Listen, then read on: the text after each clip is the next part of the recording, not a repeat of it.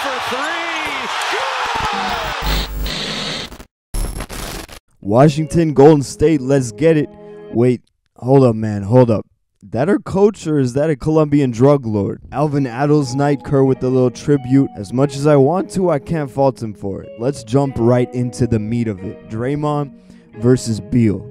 Now, there may have been a slight hip check, but nothing to react so drastic. To me, this must be a case of you overreact on instinct. What might have been a pushback becomes a headlock. You realize where you're at, and Beal's like, well, Draymond's known as the villain, might as well try to paint him as one and serve him up as a scapegoat. Plus, at that point, you're in too deep. You made the wrong move. Gotta follow through, or you look like a bitch. Draymond kept his composure, but the whole thing just spiraled out of control. Once they're on the floor and there's a crowd around them, you know there's gonna be ejections to be made. Am I worried about Dray constantly inciting people to put him in a bad situation like this? No.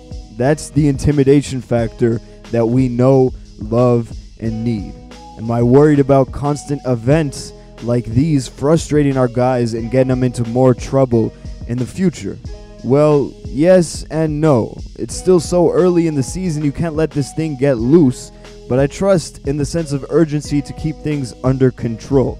If they hadn't fought back and took the W, then perhaps it would have boiled up some disgust within the squad, maybe leading to another Steph mouthguard throw type outburst.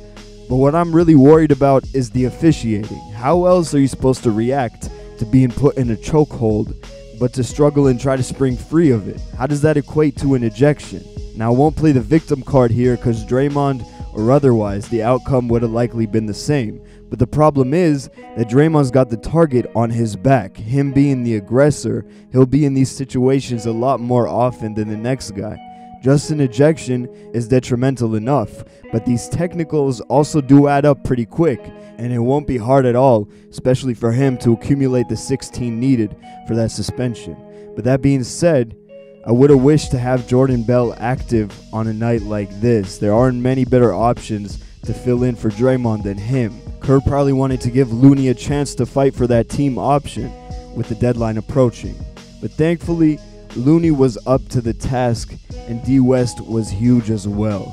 But without those strong contributions, and with Draymond out for half the game, this likely could have put us back to 500.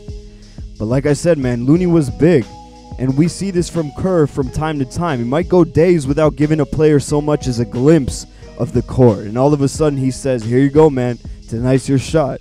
What I love about Looney is the effort, the drive. You never see him not giving it his all. Despite many setbacks, many odds stacked against him. You know, we hear it all the time. Imagine you put Looney in a different body with athleticism if he could actually jump. You put that together with his already superior anticipation, timing, the defensive IQ, and you got an elite defender and a very elite rebounder, maybe one of the best in the game.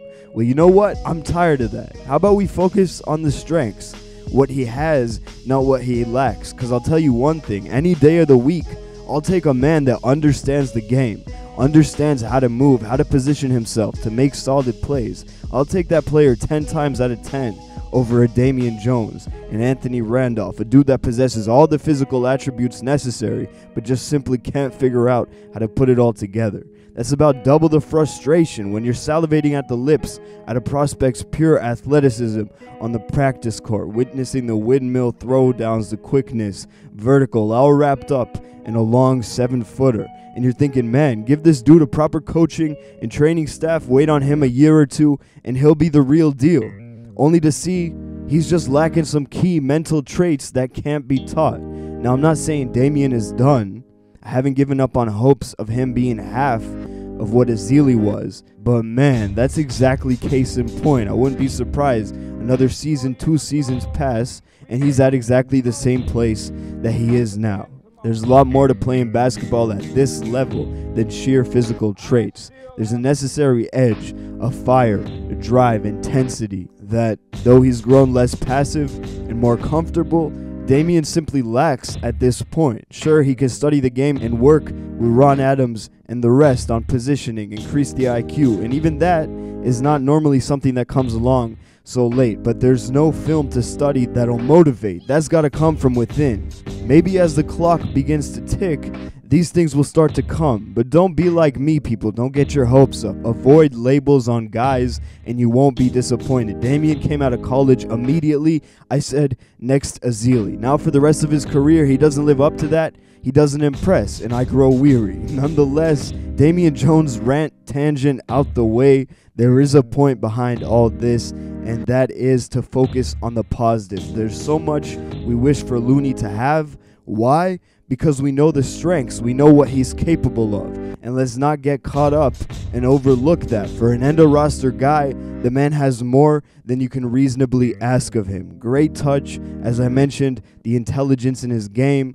Why is he a supreme rebounder? Because his moves are calculated 10 steps ahead, and it makes him a perfect asset to this team because he knows how to move without the ball and play in a system, and because there's no pressure on him to create for himself. He simply has to be in the right place at the right time, and the elite playmakers on this team will find him. Any player who possesses these tools will always have the ability to contribute night in, night out, specifically with the right guys creating lanes for him and feeding him the rock. Alright, maybe not anybody. You can thunderstruck me and I'ma still be 5'11", at $170, coughing up a lung after I run a mile. But Kevon Looney, though he may not have that bounce in his step, may be a little bit skinny, he's got broad shoulders and 6'10", 6'11", more than formidable height, supreme length. Long as his health's good, he'll always have a chance to capitalize. And don't get me wrong, it's not like I'm innocent of being a critique to Kevon. But you know what? I'll take him as insurance over most of the 12th to 14th guys on other rosters around the association. And I say you pick up the team option for the 2018-19 season before the end of October deadline. It's not much of a commitment at $2 million. He was certainly after that tonight. Why not string him along? All else fails, you have insurance at that 14th, 15th slot in case of injury a season down the line. As always, guys, thoughts, feelings, perspectives at any point in the video, leave them in the comment section down below. Clay Allen, stay ballin', and I'm signing off. Peace.